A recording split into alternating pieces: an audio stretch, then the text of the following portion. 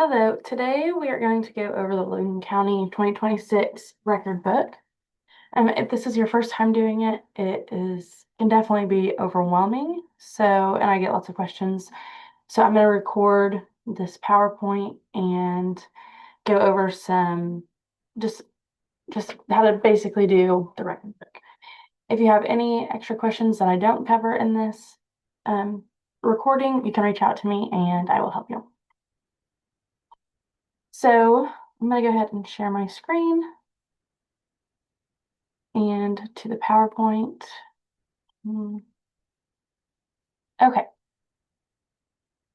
so we're going to start with just some basic tips on the PowerPoint for doing your record book. Um, First, it's important to know that the record book begins and ends with the 4-H year. Well, it's slightly off, but pretty much goes with it. So our 4-H year is from August 1st to the end of July, and the record book goes from July 1st to June 30th. And that's because the record book is due in June, and we don't want to miss July, everything that happens in July if we start a record book in August. So for the 2026 record book, you can count anything from July 1st of 2025 to June 30th, 2026. And then also you need to think of your record book as an English assignment. Spelling, grammar, and punctuation are important in your record book, and you should be making sure that these are correct. You won't be docked points necessarily if these are incorrect, but it does help with the readability and understanding what's in there. And we just want to be proud of what we're turning in, and you want to make sure that um, it's correct. And also, you need to be clear and concise about what you did in the year. So this is why it's good to take records throughout the year so you can remember everything that you did. If you can't remember everything, then you're shorting yourself out. But you also want to make sure that you're not adding things in there that you thought you went to, but you didn't. So if you haven't taken records and this is your first year to do a record book, that's okay. Just try and remember everything that you've done and put it in there. And then next year you'll know to write some things down. Also, you never want to throw away the past year's record book.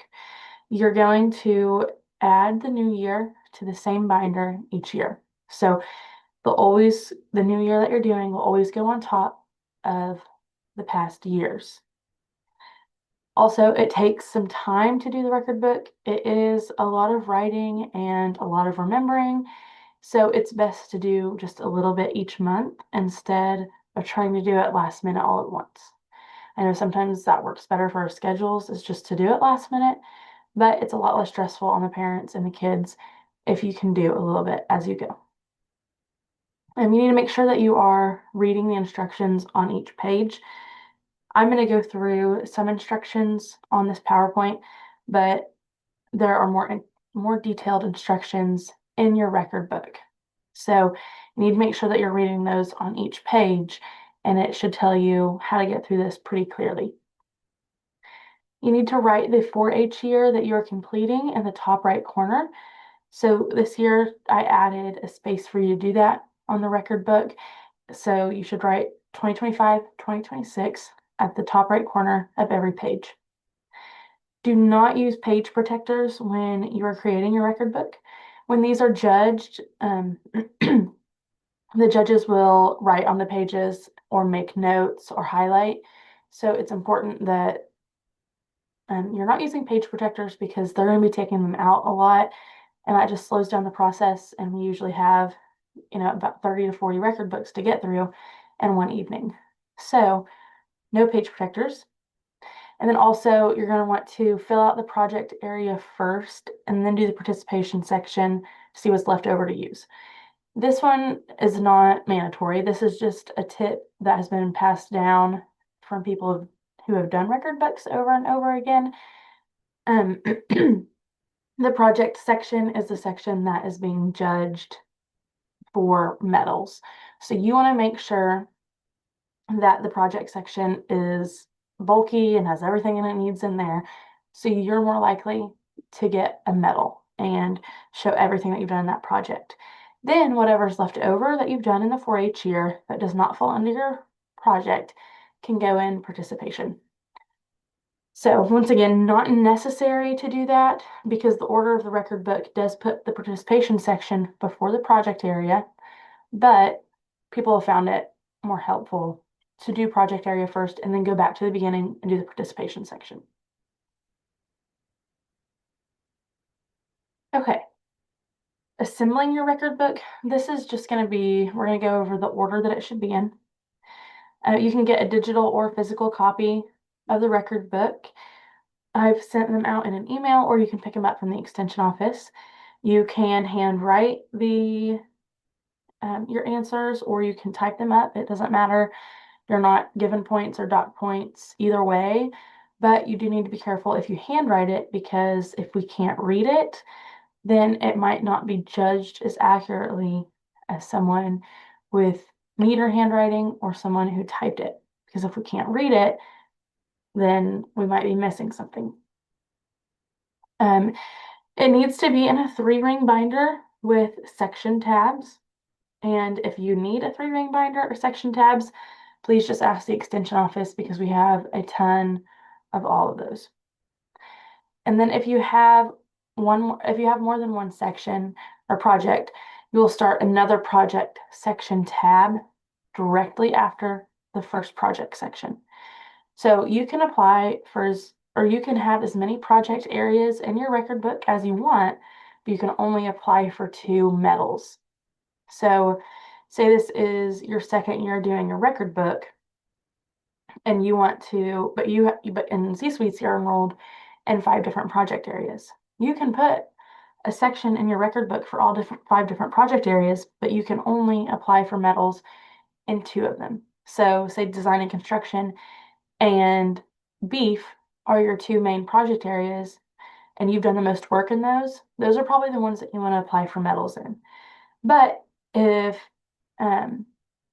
goats is another project area that you have, and you put some work into it, and you think later on in your 4-H career you're going to want to try and get a medal in it, you can go ahead and start that as a project tab and start building that up. So when you're ready to do a record book over goats, you don't have to think back all the way to when you were younger in your second year of 4-H. So do as many projects as you like, but remember that you can only apply for 2 medals. So this is going to be the order of your record book. I'm not going to go through all of these because the order that I give your record book to you is the order that it should stay in. So it'll start with the cover page and then it'll go through different tabs. And this is when you're going to need the section tabs in between each of these different sections in your binder. So you're going to have a project medal section, a special awards section, 4-H story section, a participation section, a project section, and a picture section. And also under project section, there's going to be blanks like you see on the screen. Just write your project or type it in there, whatever it is. Okay, now we're going to go through each of the pages and we're going to go over some instructions for them in the order that they are in your record book. So the first thing that you're going to see is the project report form. You can only win 2 medals a year, like I've stated. You can apply for as many as you want. So, like I said, if you have 5 project areas, I'm sorry. Okay, we're on the awards. You can apply for as many awards as you want if you qualify for them, but you can only win it once. So there's, for example, there's outstanding beginner, outstanding junior, and outstanding intermediate and senior. You can only win those once. So if you're a beginner, which is grades 3 through 4th, you can't apply for it 3rd year and 4th year. And then if you mark more than one, label which ones you want them to look at first. And then, like I said, you can only win it one time. Medal selection. This is going to be all of your project areas. And it's going to have bronze, silver, gold, and participation. If you do not win a bronze, silver, or gold, you will get participation in it, and you have to win them in order. So if you haven't won a bronze yet in that project, then you can't apply for silver or gold. You have to work your way up. So even if it's your junior year and you're thinking that you want to go for gold in design and construction, but you haven't applied for bronze yet, you can't do that. You have to apply for bronze. So you're going to list the years you've won those awards in the past. So say that you won design and construction in 2022, you won bronze in that. Under the bronze column, you're going to write 2022. And then say in beef, you won that in 2023, you'll write 2023 under bronze, and so on. And if you want to apply for new awards this year, you're going to label them in the order that you would like to win them. So say this year you want to apply for goats first and ATV second, put a 1 under bronze and goats and 2 under ATV. Okay. Next, we're going to talk about the special awards summary. So this is under a new tab, the special awards tab. You have to complete a separate summary page for each award that you are applying for. So say you're applying for Outstanding Senior and the I Dare You Award, you have to have 2 different pages with 2 different summaries. You can't use the same summary for both awards. Next is the 4-H story, which is another section tab. Do not get rid of your past 4-H stories. Just add them on top, just like everything else. If you're 8 to 13 years old, then you will have no more than 3 pages to write. If you want to write 1 page, that's fine. You just can't write more than 3. If you're 14 to 19 years old, your max limit is 6 pages. In your 4-H story, you're going to talk about the year you just completed when you add to it. So in this 4-H story, you're going to talk about 2025, 2026. You do not have to tell about your whole story each time. So if you've done record book before, you do not have to start from the beginning of your 4-H career this year because you already did that last year. If it is your first year completing one, you can go more in detail about your past years. You still want to focus on this year, but you can definitely talk about the past years, and you should talk about, you can add in there about why you joined 4-H or what you like about 4-H. Something else that is good to add is why you chose your project area and maybe how it relates to your life or what you're going to do. There are also more in detail or detailed instructions on the 4-H story page. Okay, the next section is the participation section, and the first one is 4-H officer or committee record.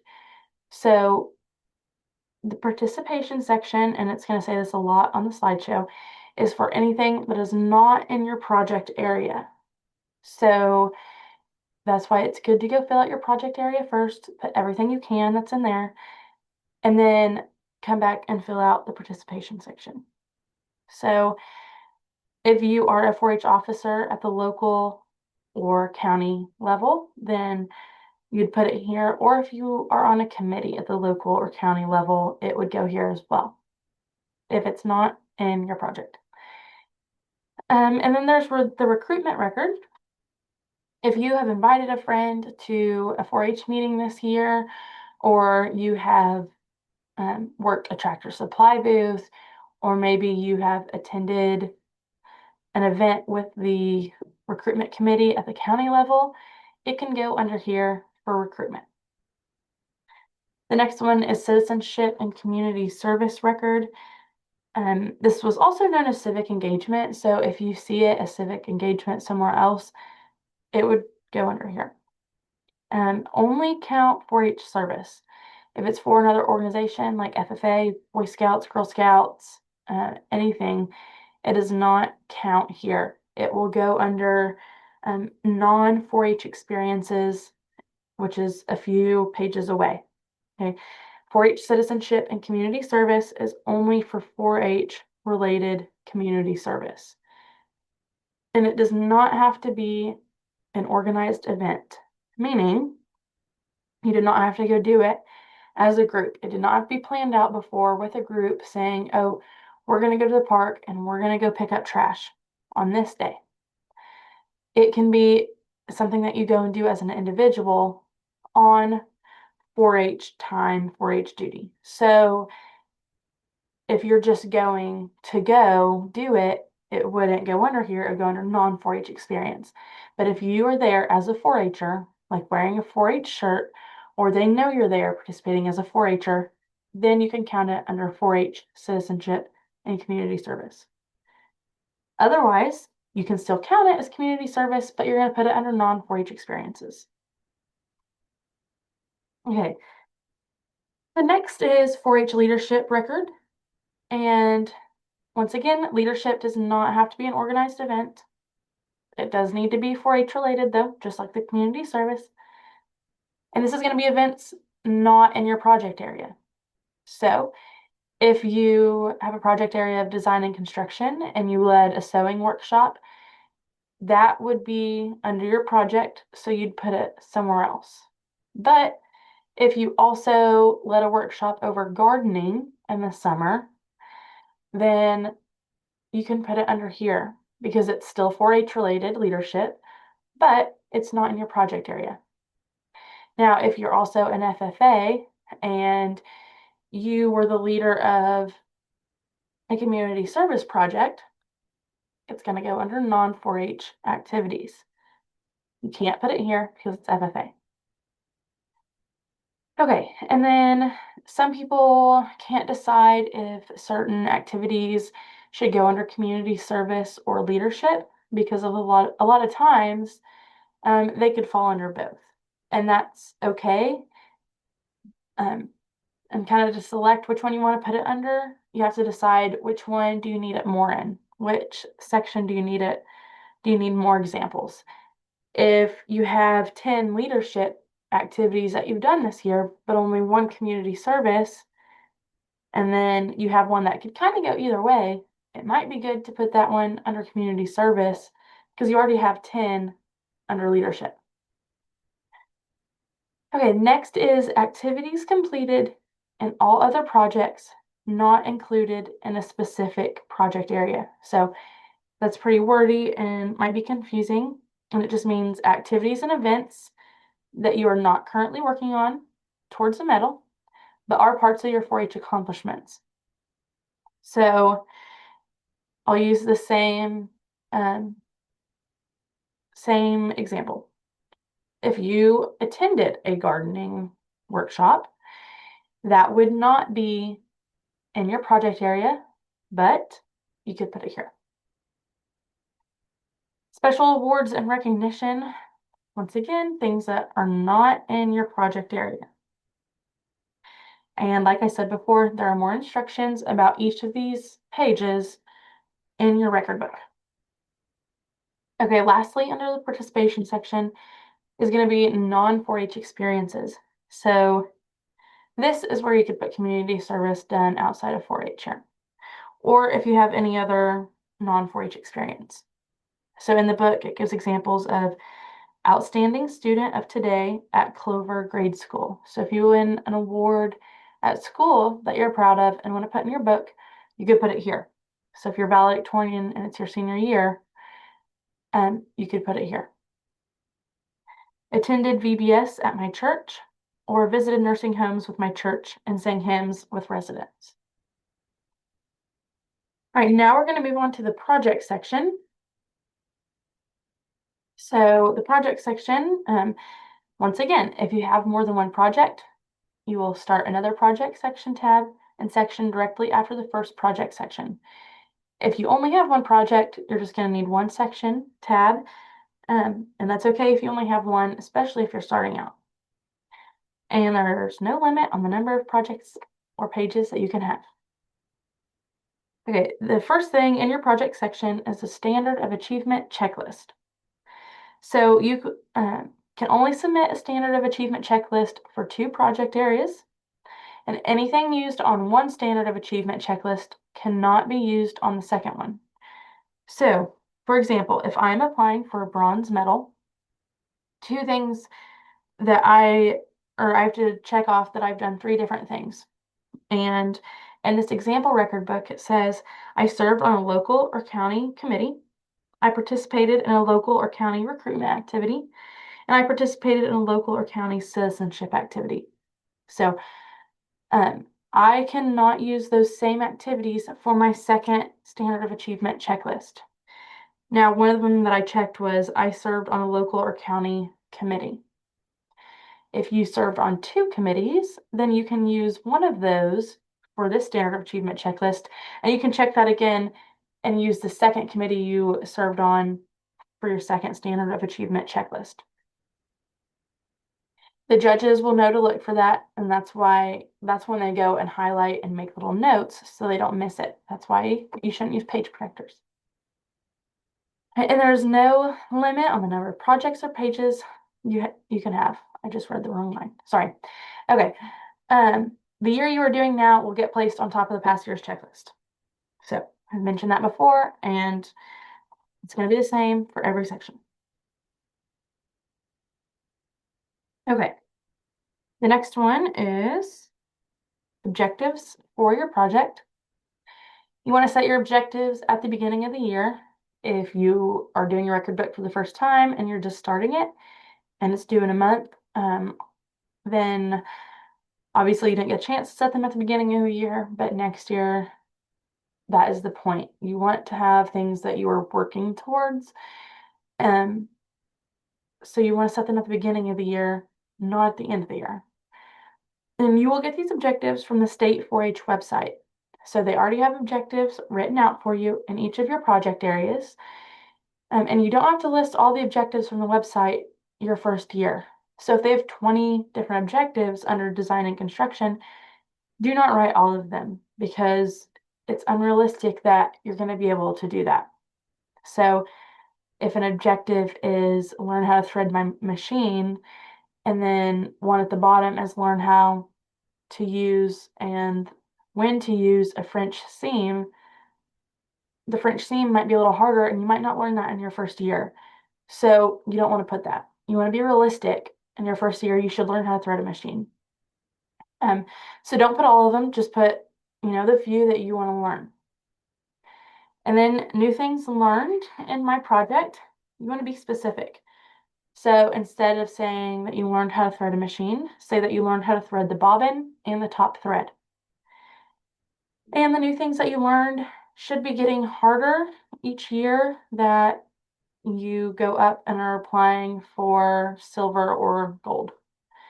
You don't want to be applying for gold and saying this year you learned how to thread a machine. So if you're applying for gold, realistically, you probably learned how to do that when you started out applying for bronze. Okay, activities completed in your project. This is anything listed on this page.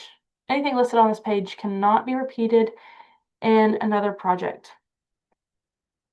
And all activities must be specific to that project area. Okay, work done in your project. These are things not listed on the activities completed page, and they should show your actual work. So it's important to take good records here because if you want to do a state record book, you will put this information in there. And some examples were if you have a project of food and nutrition, some work that you could have done would be prepared a meal or a grocery list. If it's shooting sports, you could have oiled a gun. If it's beef, maybe your work was that you fed and wormed cattle. And then if it's design and construction, you could say that you researched colors. Expenses and incomes in your project. This is keeping track of your expenses throughout the year that you spent towards your project. So if you are doing it for your beef project, this could look like you bought sweet feed and alfalfa for $150 throughout the year. This is something that's important to keep good records on, because to go back and try and remember how much you spent throughout the whole year is really difficult. Now, if it's your first year doing a record book, you may not have known to keep records of this. That's okay. Just try and remember to the best of your ability. But next year, try and keep those receipts or document it in an Excel sheet or in your record book so you remember and don't have to go back and try and figure this out. Next section, and the last section, is the picture section. So you're going to want to date and caption your pictures, and your pictures should show your work, community service, and leadership in your project area. Okay, so like I said, if you have a design and construction project, you don't want to have pictures of you gardening out there. That does not go together. So you want to have pictures of you teaching a workshop, or you sewing for a community service project. Um, and the pictures should not always be pictures of you exhibiting or your exhibits at the fair or you in the show ring. They should be a wide variety of you doing different things in your project area. And you can only have one page of pictures per year per project section. And you can put as many pictures on that page as you want, but don't put so many on there that we can't see the pictures or read the words, because then we can't judge them. So use your best judgment on how many pictures you should put on there. I would say probably put at least 3, but make sure you can still see those pictures. Now, if you have another project that you are wanting to put in your record book, now is when you would start a new project tab. It'd be after your picture section, and then you'd go ahead and put your next project in there. Lastly, I want to talk about special awards. These are judged outside of the county by other extension educators.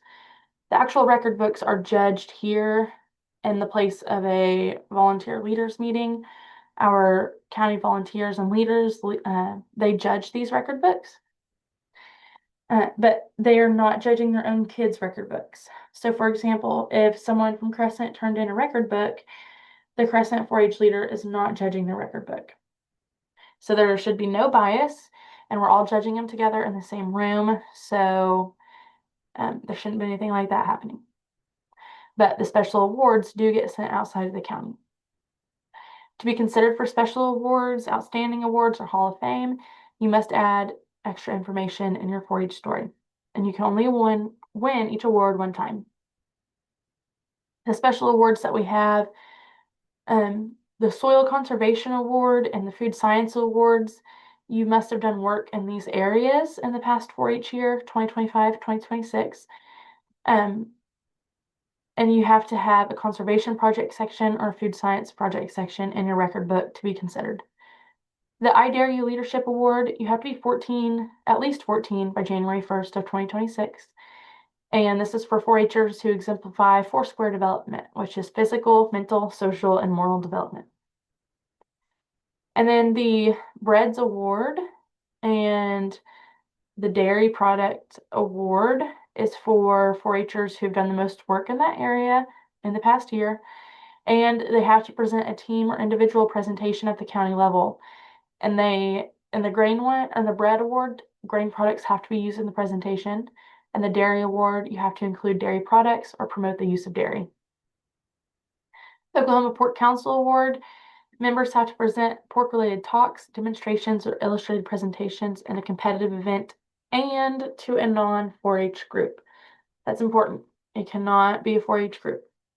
Presentation should promote pork as a food, not just production. Peanut Award is going to be the same thing. You have to present a peanut-related talk, demonstration, illustrated presentation at a competitive event and to a non-4-H group. Presentation should promote peanuts as food, not just for peanut production. That says pork. It's supposed to say peanuts. And then Beef Selecting, Preparing, and Serving Award. You have to present a demonstration using beef and covering one of the following topics, which is beef promotion, beef selecting and preparing, beef safety, and beef nutrition. And then the Jackson Williams Memorial Dedication Award, you have to be 14 by January 1st, 2026. And you have to write a 1-page paper explaining how you exhibit dedication devotion, and or passion into your life and 4-H work, as Jackson did. And if you want to learn more about Jackson, then there's some information on him in the record book instructions packet.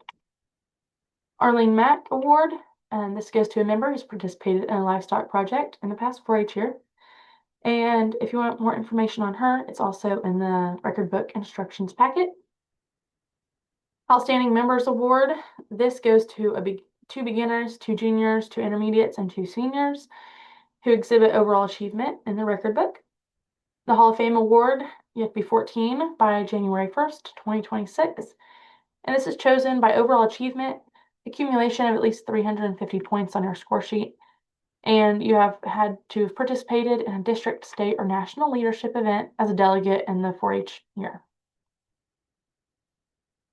Okay, the special awards, though all of those are listed in the record book instructions packet, and they all have more information in them if you need to read it. Reminders, record books are due to the Extension Office on June 15th. Do not get rid of past information in your books, just add to it. Double check your work, make sure that the spelling and grammar are up and there are no mistakes. And remember that this is a 4-H member project, not a parent project. Parents are allowed to help, but should not be doing all the work for the kids because we want to make sure the kids are learning these skills and the parents aren't doing it all for them. So if you have any other questions, just let me know and we can meet and go over them, or we can set up a Zoom and do it. So just let me know and we will get something worked out. Okay. That is it for today. So I'm going to stop recording and I will send this out if you need it.